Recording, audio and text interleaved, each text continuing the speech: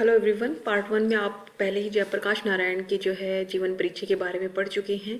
दो परिभाषाएं मैंने उनको उनके 60 मार्क्स के क्वेश्चन के लिए बताई हैं और इसके अलावा बुक्स के नाम 8 बुक्स के नाम भी मैंने उसमें आपके मेंशन किए हैं। तो जिन्होंने पार्ट वन वीडियो नहीं देखी है जयप्रकाश नारायण की, यूट्यूब चैनल पर जाइए और फिर से आप उसको देखें ताकि आगे आने आने वाला ये जो आपका पार्ट टू है ये आपको अच्छे से समझ आ सके। तो यहाँ पर हम बात कर रहे हैं आज जयपी नारायण के राजनीतिक विचारों की। जैसा कि मैंने आपको बताया ही था पिछले वीडियो में कि वो भारत के लोकनायक के तौर पर जाने जाते हैं। वजह ये रही कि उन्होंने जो है भारतीय राजनीतिक में बहुत बड़े सुधार लाने की प्रयास की। वो स्वतंत्रता आंदोलन से तो जुड़े हुए ही थे, बल्कि स्वतंत्रता के बाद भी उन्होंने भारतीय राजनीति में फैली विभिन्न बुराइयों को अपने समाज सुधारों के माध्यम से खत्म करने का प्रयास किया। जैसा कि मैंने आपको पिछले वीडियो में बताया था कि वो 1954 में संन्यास ले चुके थे और 20 वर्ष तक वो विनोबा भावे द्वारा चलाए गए सर्वोदय और समाजवादी आंदोलनों से जुड़े रहे थे। लेकिन राजनीति में आ चुके भ्रष्टाचार और आम जनता को हो रही बहुत सारी परेशानियों की वजह से वो पुनः राजनीति में प्रवेश करते हैं और जो है राजनीति में सुधार लाने का प्रयास करते हैं। इन्हीं सारे उनके जीवन की गतिविधियों, पिछले जीवन परिचय से हमने बहुत सारे इनके राजनीतिक विचारों को उठाया है जो स्वतंत्रता से पहले के और स्वतंत्रता के बाद के जो है राजनीतिक विचार उनके मिले जुले हैं। सबसे पहले हम स्वतंत्रता संबंधी विचार आ जाते हैं, विचारों पर आते हैं।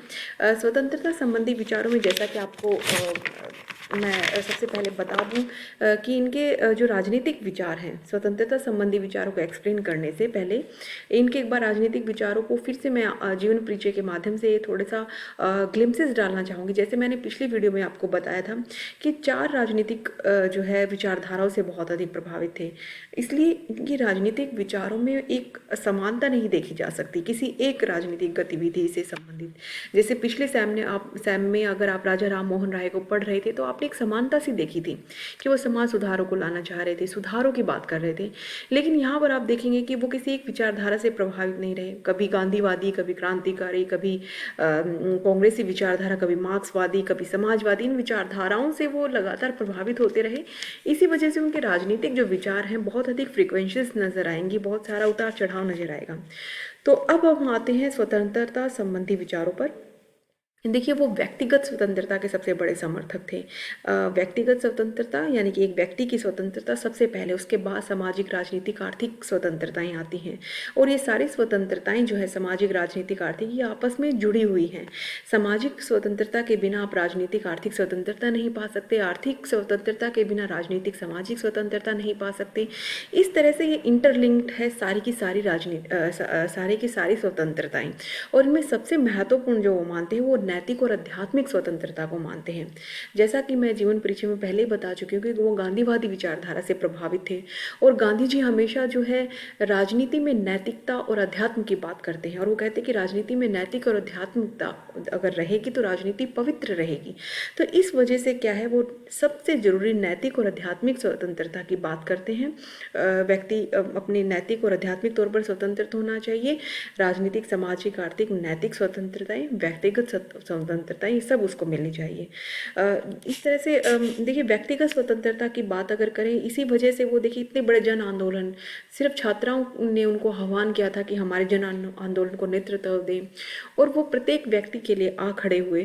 उनका कोई अपना मोटो नहीं था, वो कॉमन लोगों के लिए लड़े। उन्होंने जनता दल के निर्माण के लिए विभिन्न दलों को प्रेरित किया ताकि लोगों की जो स्वतंत्रता है वो खत्म ना हो, कोई जो है संविधान का गलत यूज़ ना कर ले। इसलिए उन्होंने 44वें संविधान संशोधन की सिफारिश की थी जनता दल पार्टी से, मोरारजी देसाई सरकार से, कि जिस तरह से इंदिरा गांधी ने बहुत ही गलत तरीके से इमरजेंसी को लोगों के ऊपर थोप दिया था, ऐसी स्थिति दोबारा ना आए, गैर संवैधानिक स्थिति दोबारा ना आए। इसीलिए 44वां संविधान संशोधन की बात करता है। ये आप ऑलरेडी फर्स्ट ईयर में पढ़ चुके हैं इस चीज़ को कि क्या होता था, राष्ट्रीय आपातकाल कैसे लागू होता था। फर्स्ट पार्ट में मैंने एक्सप्लेन किया कि कैसे इंदिरा गांधी जी ने संविधान के खिलाफ जाकर आर्टिकल 352 यानी कि नेशनल इमरजेंसी का मिसयूज़ कर लिया था। तो ये सारी चीज़ें आप स्वतंत्रता संबंधी विचारों में जयप्रकाश नारायण के लिख सकते हैं। उसके बाद समानता संबंधी विचार की बात करते हैं। देखिए, इनकी समानता संबंधी विचार जो है वास्तव में ब्रिटिश नीतियों के इर्द गिर्द घूमा करते थे शुरुआत में। जयप्रकाश नारायण ने भारतीय राजनीति में प्रवेश किया तो ब्रिटिश सरकार भारतीयों के साथ राजनीतिक, सामाजिक, नस्ल के आधार पर बहुत अधिक भेदभाव कर रही थी। उन्होंने इस बात पर बल दिया कि जयप्रकाश नारायण जी ने इस बात पर बल दिया कि जन्म, जाति, धर्म, वंश, नस्ल, सामाजिक स्थिति, लिंग आदि के आधार पर राज्य द्वारा मनुष्य के साथ किसी भी तरह का भेदभाव नहीं किया जाना चाहिए। जो राज्य इस तरह का व्यवहार करता है वह सामाजिक समानता के सिद्धांत के बिल्कुल का जो है उल्लंघन करता है। हाँ, उल्लंघन करता है। और ये जो है ये वास्तविक लोकतंत्र की एक पहचान है कि सभी लोगों को जो है समानता स्पष्ट तौर पर मिलनी चाहिए। तो समानता के वो बहुत बड़े पक्षधर थे। फिर आते हैं राजनीति में नैतिक मूल्यों पर बल की बात करते हैं। जैसा कि मैं पहले बता चुकी हूँ, गांधी जी से बहुत अधिक प्रभावित थे, क्योंकि गांधी जी ने राजनीति में नैतिकता की बात की। और नैतिकता क्या सिखाती है? व्यक्ति में उचित और अनुचित का पहचान करना सिखाती है। अगर कुछ गलत लग रहा है तो आप उससे दूर हो जाएं या उसे त्याग दें। इसी तरह से वो भारतीय राजनीति में कहते हैं कि वो लोकतंत्र के बहुत बड़े समर्थक है भारत में। परंतु राजनीतिक दलों की अनैतिकता और अवसरवादिता के कारण भारतीय लोकतंत्र अपवित्र हो रहा है, भारतीय राजनीति अपवित्र हो रही है। इसलिए नैतिक मूल्यों पर उन्होंने बहुत अधिक जोर देते हुए भारतीय लोकतंत्र को भी गलत ठहरा दिया कि इन राजनीतिक दलों के वजह से लोकतंत्र अनैतिक होता जा रहा है। तो इस तरह से वो जो है राजनीति में नैतिक मूल्यों की महत्ता में नारायण का इतना अधिक विश्वास था कि उन्होंने यह कहा था कि जब राजनीतिक शक्ति नैतिकता से अधिक पृथक कर दी जाए तो उस समय अवसरवादी और विनाशकारी राजनीति का बोलबाला हो जाता है। ऐसी राजनीति समूची जो सामाजिक व्यवस्था है और मानवीय विकास के लिए घातक सिद्ध हो सकती है। इसके बाद आते हैं लोकतंत्र संबंधी विचारों पर। जयप्रकाश नारायण एक सच्चे लोकतंत्रवादी थे। वो व्यक्तिगत स्वतंत्रता पर बल देते ही थे। वो कहते थे कि व्यक्तिगत स्वतंत्रता केवल एक लोकतंत्र में ही पाई जा सकती है और लोकतंत्र की सफलता के लिए आवश्यक है कि लोग जो है आध्यात्मिक और नैतिक तौर पर अधिक सुदृढ़ हों, वो अधिक से अधिक भागीदारी करे भारतीय लोकतंत्र में। इसलिए नैतिक तौर पर पवित्र व्यक्ति अगर लोकतंत्र में भागीदारी करेंगे तो वो लोकतंत्र भी अपने आप में पवित्र और सफल हो जाएगा। तो उसके बाद उनका विश्वास था कि जो लोकतंत्र है, भारत के लोकतंत्र में कुछ सुधार करने के लिए कहते हैं कि भारतीय लोकतंत्र में विकेंद्रीकरण होना चाहिए। विकेंद्रीकरण ठीक उल्टा होता है केंद्रीकरण का। केंद्रीकरण मतलब एक केंद्र में सारी सत्ता आ जाना, किसी एक व्यक्ति, किसी एक दल के अंदर सारी सत्ता आ जाना और वो अपनी मन मर्जी से उस देश का शासन चलाए। जयप्रकाश नारायण जी इस विचार के बिल्कुल खिलाफ थे। वो नहीं चाहते कि देश में इस तरह की व्यवस्था बने कि किसी एक सत्ता या किसी एक व्यक्ति का जो है बोलबाला हो। वो विकेंद्रीकरण का पक्ष करते हैं, यानी कि डिसेंट्रलाइज करने की बात करते हैं कि सत्ता को विभिन्न केंद्रों में बांट दो, यानी कि विभिन्न लोगों में, आम लोगों में बांट दो। लोकतंत्र ऊपर से नहीं बल्कि नीचे से शुरू होना चाहिए, यानी कि लोकतंत्र में कुछ सत्ता के ऊपर बैठे लोग ही ताकतवर ना हो, आम जनता का ताकतवर होना जरूरी है। तो वो विकेंद्रीकरण की बात करते हैं और वह दलीय प्रणाली के कठोर अनुशासन के बिल्कुल भी पक्ष में नहीं थे, क्योंकि ऐसा जो अनुशासन है वो व्यक्तिगत स्वतंत्रता और लोकतंत्र के लिए बहुत अधिक हानिकारक सिद्ध हो जाता है। तो इस तरह से वो लोकतंत्र की बात करते हैं। फिर आते हैं केंद्रीकरण का विरोध। जयप्रकाश नारायण जो है राजनीति में हर तरह के, राजनीतिक हो, आर्थिक हो, सामाजिक, हर तरह के केंद्रीकरण के विरुद्ध थे। उनका मानना था कि शक्ति का केंद्रीकरण जो है, शक्ति पावर किसी एक व्यक्ति में हो जाएगी तो इससे जो है देश में तानाशाही बढ़ जाएगी, जो कि किसी भी देश की राजनीतिक परिस्थिति के लिए बहुत ही अधिक नुकसानदायक और खतरनाक स्थिति है। तो वो कहते कि अगर जो है केंद्रीकरण व्यक्तिगत स्वतंत्रता के लिए खतरा बन जाता है। जितना अधिक केंद्रीकरण होगा लोकतंत्र उतना ही अधिक सीमित हो जाएगा। इसका कारण यह है कि केंद्रीकरण लोगों की राजनीतिक सहभागिता को खत्म कर देता है। केंद्रीकरण लोगों के अधिकार और स्वतंत्रता को खत्म कर देता है और ऐसे निरंकुश, ऐसे तानाशाही लोगों को जन्म देता है जो अधिकारों और स्वतंत्रताओं को खत्म करते जाते हैं लोगों की। जहाँ आर्थिक केंद्रीकरण ज़्यादा होगा वहाँ पर जो है, यानी कि आर्थिक केंद्रीकरण का मतलब है कि धन का, पूंजी का किसी कुछ कुछ लोगों में के पास ही होना, केंद्रित होना। तो आर्थिक केंद्रीकरण जहाँ होगा वहाँ पूंजी और उत्पादन के साधन कुछ लोगों के हाथों में केंद्रित होंगे और वही मालिक होंगे, और वो अपनी मन मर्जी मुताबिक थोड़ा बहुत जो है आम लोगों को, जो उनके नीचे काम करते हैं, उनको दे देंगे, इससे आम जनता का शोषण होगा। तो इस तरह की वो जो है बात करते हैं। इसके आगे फिर आता है विकेंद्रीकरण का समर्थन। ऑब्वियसली मैंने अभी केंद्रीकरण का विरोध की इतनी सारी बातें आपको बताई हैं, तो आप समझ ही गए होंगे कि केंद्रीकरण का ठीक उल्टा विकेंद्रीकरण है, तो विकेंद्रीकरण का ऑब्वियसली समर्थन करेंगे। विकेंद्रीकरण मैं आपको पहले ही बता चुकी हूँ कि विकेंद्रीकरण का मतलब होता है शक्ति एवं सत्ता का कुछ लोगों के हाथ में न होकर आम जनता के बीच में होना, यानी कि लोकतंत्र का बहुत अधिक मजबूत होना। वो मानते हैं कि वो मानते कि जो शक्ति है, जो शासन है, जो सत्ता है, उसका इतना अधिक विकेंद्रीकरण होना चाहिए कि प्रत्येक स्तर पर शासन व्यवस्था में लोग अधिक से अधिक सहभागी बने। उनका मत था कि राजनीतिक शक्ति नीचे से ऊपर को जानी चाहिए। अब इस चीज़ को समझिए, राजनीतिक शक्ति को नीचे से ऊपर जाने का मतलब क्या है। अभी आप देखते होंगे, आपको लगता होगा कि इस देश का सबसे शक्तिशाली व्यक्ति कौन है, प्रधानमंत्री है। लेकिन जयप्रकाश नारायण कहते हैं ये तो ऊपर से नीचे हो गया लोकतंत्र, यानी कि ऊपर सबसे अधिक शक्तिशाली है, कोई एक व्यक्ति बहुत अधिक शक्तिशाली बना दिया है। ये कहते हैं कि नहीं, ऐसा नहीं होना चाहिए, विकेंद्रीकरण होना चाहिए जिसमें शासन सत्ता नीचे से ऊपर की ओर हो, यानी कि नीचे कौन है, सबसे नीचे आम जनता।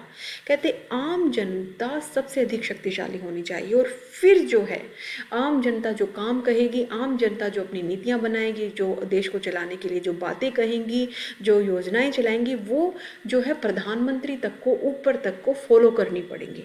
तो क्या है, सत्ता का केंद्रीकरण, जो सत्ता का विकेंद्रीकरण नीचे से ऊपर की ओर होना चाहिए, ना कि ऊपर से नीचे की ओर। तो इस तरह से विकेंद्रीकरण का बहुत अधिक समर्थन करते हैं।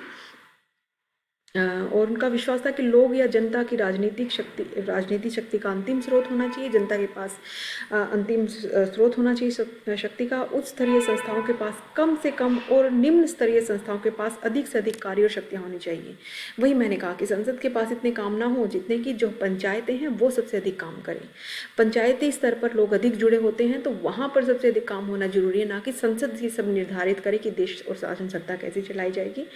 तो इसके लिए वो कहते हैं कि इस तरह से पंचायती स्तर पर या ग्रामीण स्तर पर या स्थानीय स्तर पर अगर आपको शासन सत्ता में केंद्रीकरण करना है, तो करोड़ों लोगों को अधिक से अधिक एक साथ लाना पड़ेगा, राजनीति में उनकी भागीदारी बढ़ानी पड़ेगी, राजनीतिक विकेंद्रीकरण के साथ साथ आर्थिक विकेंद्रीकरण भी करना पड़ेगा, यानी कि घरेलू उद्योगों को, जो कि छोटे स्तर पर चलाए जाते हैं, छोटे लोगों द्वारा चलाए जाते हैं, वो घरेलू उद्योग, कुटीर उद्योग जो हैं, उन सब को मजबूत करना होगा, ताकि देश आर्थिक तौर पर मजबूत हो, राजनीतिक तौर पर हो, और ये तभी हो सकता है जब देश में विकेंद्रीकरण हो।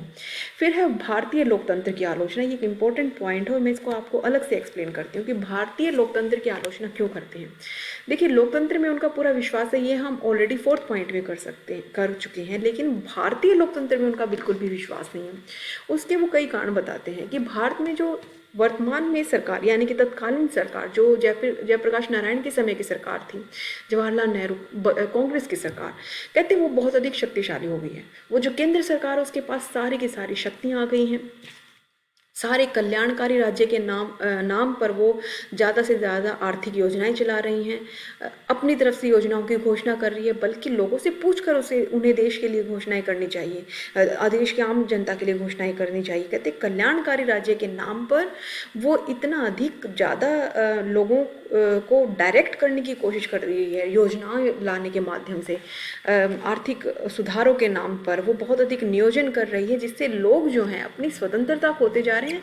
उन्हें क्या चाहिए, क्या नहीं चाहिए, आर्थिक तौर पर उन्हें कैसे समृद्ध होना, उनसे पूछा ही नहीं जा रहा है। सारे काम सरकार ही कर रही है, जो कि बिल्कुल गलत है। तो इस तरह का लोकतंत्र उन्हें बिल्कुल भी पसंद नहीं है। दूसरा, वो कहते हैं कि लोग जो है चुनाव में भाग नहीं ले पा रहे हैं, भूमिका बहुत कम है, सिर्फ चुनाव में भाग लेते हैं और फिर अगले 5 साल तक नेता लोगों ने भूल जाते हैं, उनसे कुछ नहीं पूछा जाता। तो इस तरह से लगता है सिर्फ चुनाव में भागीदारी देने के लिए ही जो है आम जनता रह गई है। सरकार के साथ जो है संपर्क उनका लगभग खत्म हो गया है चुनावों के बाद। और भारतीय चुनाव प्रणाली में उन्होंने बहुत दोष बता दिए। कहते हैं कि एक तो भारतीय चुनाव प्रणाली बहुमत पर आधारित है। अगर किसी को 40% वोट भी मिले तो वो भी बहुमत के आधार पर गठजोड़ गठबंधन बनाकर सरकार सत्ता बना लेगा। दूसरा, देश में दलीय प्रणाली है जो कि अत्यंत ही अवसरवादी है, नैतिक आधार पर पतित हो चुकी है और जिसका एकमात्र उद्देश्य क्या रहा गया है, राजनीतिक शक्ति प्राप्त करना किसी भी स्तर पर जाकर।